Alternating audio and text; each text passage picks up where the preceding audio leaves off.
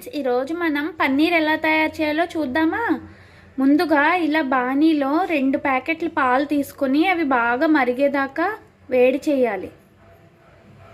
ఇప్పుడు ఈ మన 1 లీటర్ ఫుల్ క్రీమ్ మిల్క్ బాగా పొంగొచ్చింది చూడండి.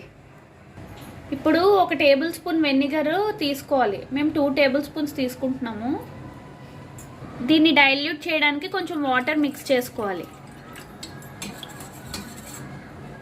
ఇప్పుడు మనం తయారు చేసుకున్న దాన్ని ఆ మరుగుతున్న మిల్క్లోకి వేసి బాగా కలుపుకోవాలి. ఇలా చూసారా, విరుగు సపరేట్ అయిపోయింది, వాటరు అదిను సపరేట్గా వచ్చాయి. ఇలా అయిపోతే ఆపేయచ్చు.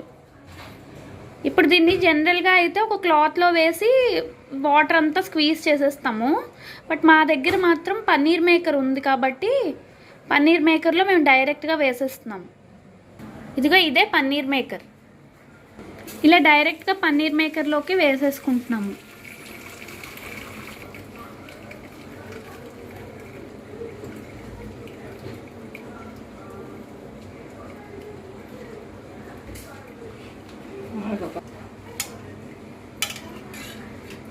దీన్ని ఇలా కాస్త సెట్ చేసేసుకుంటే సరిపోతుంది.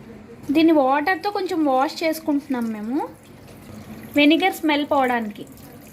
ఇప్పుడు ఈ మూతని మనం టైట్గా ప్రెస్ చేసి ఇంకా ఉన్న వాటర్ కూడా స్క్వీజ్ చేసేసి టైట్గా ఏదైనా బరువైన రాయి లాంటిది ఏదైనా దీని మీద ఉంచాలి. ఇలా బరువైన రాయిని ఇలా పెట్టేసి ఒక 20 మినిట్స్ వదిలేయాలి. వదిలేసిన తర్వాత మనం డీప్ ఫ్రిడ్జ్లో పెట్టుకోవాలి.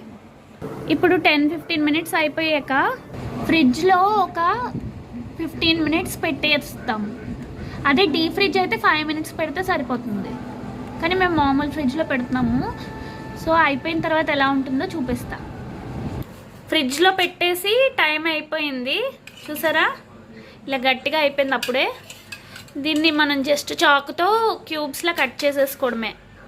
దాన్ని ఇలా రివర్స్ చేసేసుకుందాము. పన్నీర్ మేకర్ని ప్లేట్లో పెట్టేసుకుందాం. చూసారా సాఫ్ట్గా ఎలా ఉందో.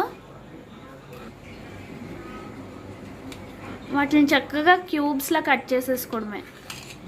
ఇగో ఫ్రెండ్స్ చూసారా ఎంత దూదిలా మెత్తగా ఉందో. క్యూబ్స్లా కట్ చేసేసుకున్నాము. అంతే, tasty paneer ready. Bye friends, ఈరోజు మనం పన్నీర్ ఎలా తయారు చేయాలో చూద్దామా. ముందుగా ఇలా బాణీలో 2 ప్యాకెట్లు పాలు తీసుకొని అవి బాగా మరిగేదాకా వేడి చేయాలి. ఇప్పుడు ఈ మన 1 లీటర్ ఫుల్ క్రీమ్ మిల్క్ బాగా పొంగొచ్చింది చూడండి.